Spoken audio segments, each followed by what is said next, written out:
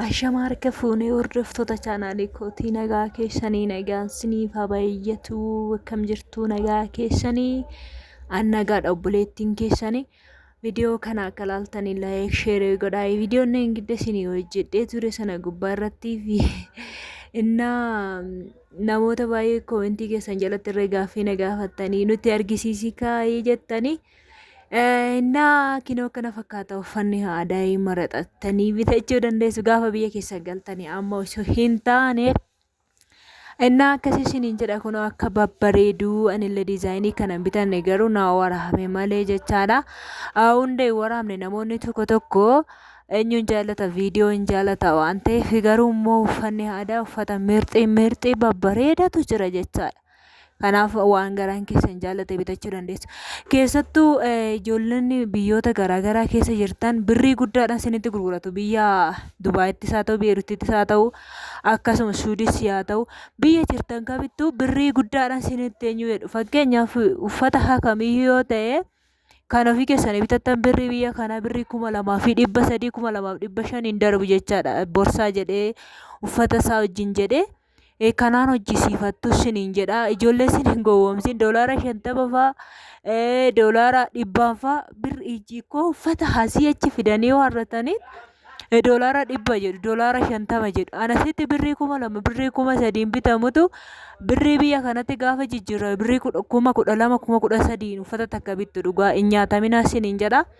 Gaafa biyya keessan galtan bitachuu dandeessu. Amma yeroon biyya Arabaa jiru keessatti guyyaa takka uffata Itoophiyaa achi fichisiifadheen beeku ayyaana jedhee jechaadha. Maaliif seetanii kaayyoon ba'eef kana miti waan ta'eef kaayyoon ba'eef uffata kiyya suma qabu kaawwadhee suma biyya keessa jiru kaawwadhe gaafan biyya kootti gale immoo kan na barbaachisu ofii kiyya maraxadhee bitachuu danda'a. Hasiniin jedha uffata babbareedatu jira gatii madaalawaadhaanii gatii bareedaadhaanii gaafa galtan asitti bitachuu isinii wayya malee tsim jettaniituma birrii guddaa baastanii warrattanii biyya ormaa keessatti bitachuu isinirraa hin barbaachisu. Isiniin jedha hordoftoota kiyyaa waan isin jaalladhuuf immoo gaaffii keessan deebiseen jira. Gatiinsaa gatii bareedaadha isiniin jedha. Akkanatti kinoo laala akka babbareedu akka barbaade yoo ta'e borsaa hin qabaa uffata dhiiras fakkeenyaaf maatii keessanii yoo hodhisiisuu dandeessu gatii isaa dhugaa rabbi baay'ee mirxiidha jechaadha. Obboloota keessanii moo abbaa barbaadanii hojjisiisuu dandeessu hojjisiistanii yoo achi teessanii asitti odoo hojjisiistanii fakkeenyaaf amma yeroon achi jiru achi taa'ee tana maazarii kiyyaa hojjisiise jechaadha. Baay'ee bishoodha waggaa sana immoo jechaadha waggaa darbeedha. Innaa kanaaf akkasini wayya isiniin jechuu barbaada uffanna si baay'ee mirxiidha uffanni aadaa naaf hin mijanne malee sila hunda isaa isinitti argisiisa.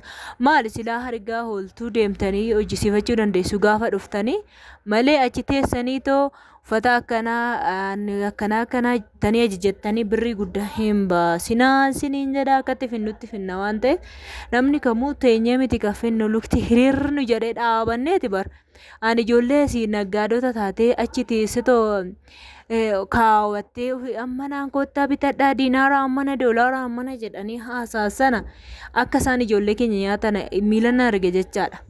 Maaliif innaa gatii xiqqoodhaan asii fuudhu gatii isaan achitti immoo ittiin ijoollee keenyatti gurguratan immoo dachaa 3 jechaadha. Isin immoo uffata takkitti dachaa 3 qooda bittan biyya keessatti gaafa galtanii bitattanii hin goyoominaa isiniin jedha.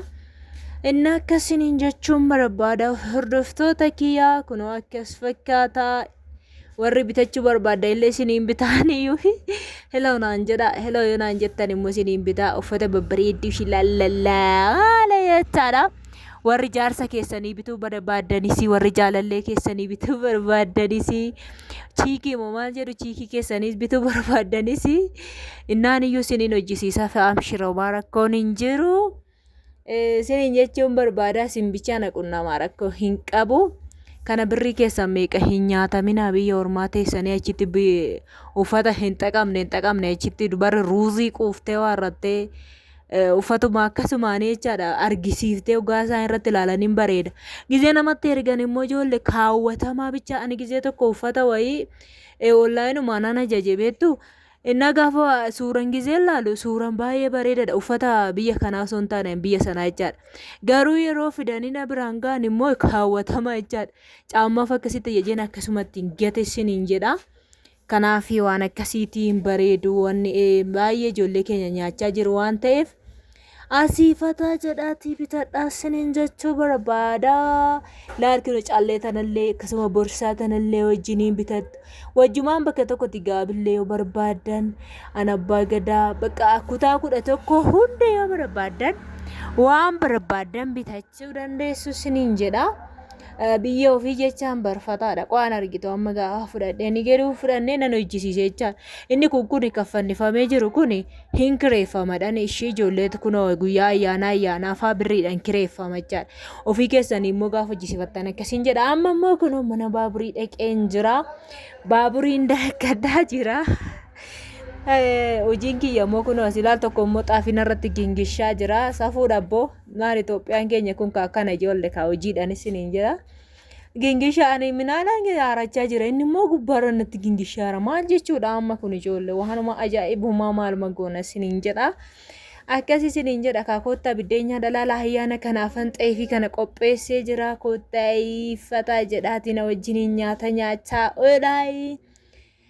Isiniin jechuun barbaada akka hordoftoota kiyyaa kunoo of cibiyyaas immoo yaadadha boonboon qofa laakkatar akkattenyoon yaadattanii amma yeroo kana yeroo laaltan biyya fa'aa yaadattanii ijoollee teenya dhugaa yaadattu rabbi baaburii fa'aa yeroo dan qofa koo dugdaan nannayyuudha amma waan haala mijeessee ta'u gaariidhaan fa'aa makiinadhaan fa'aa geeffanna malee qofa dugdatti baannee baadiyyaatti jechaadha deemnee daasistan siniin jedha. Anammaa hooxaaxan hin jiru akkanatti ofiidhaas ila biyya arabaatii galteet namoonni tokko maal jettu biyya arabaatii galteet akkanatti hojjettaayi akkana gootaa dhukaan tokko jechaadha. Haboo hinti beetiyyuu nan qulqulleessaa ture miti maan rakkoo qaba. Hojiin ofii koo nama boonsaa hojiin Itoophiyaa hojiin ofii siniin jedha. Inni akkasiniin jechuun barbaada waan dhaggeeffattanii fi galatooma yeroo gaarii naaf qabaadhaa baay'ee sin jaaladhaa baay'ee sin kabajaa. Video kana ammoo laayikii godhaa sheerillee godhaa yaada qabdan immoo koomentii jala naaf kaa'uu hin dagatinaa egaa fi qeequmsa waan qabda waan kamuu haa ta'u koomentii keessa siniif ilaala siniin jedha nagaan turaayii fayyaanaaf qabaadhaa video biraatiin ammoo walitti deebinutti qophii ayyaanarra waan jirruu fi kirismesii Itoophiyaarra jirra kirismesii jaraa miti kanaaf qophii isaarra waan jirruuf akkasii siniin jedha koottaa nyaanna hin dhugnaa qopheeffannee sin eegaa jirra. Adara akka nurraa nafni siniin jechuu barbaada hordoftoota kiyya baay'ee sin jaalladhu. Video kana kaasilaa sin beektu sin wedheen laayikii gochuun dagattan yeroo gaarii naaf qabaadha. Chaawu turtii gaarii baay'ee sin jaalladha. Bye. Video biraatiin amma walitti deebinutti chaawu.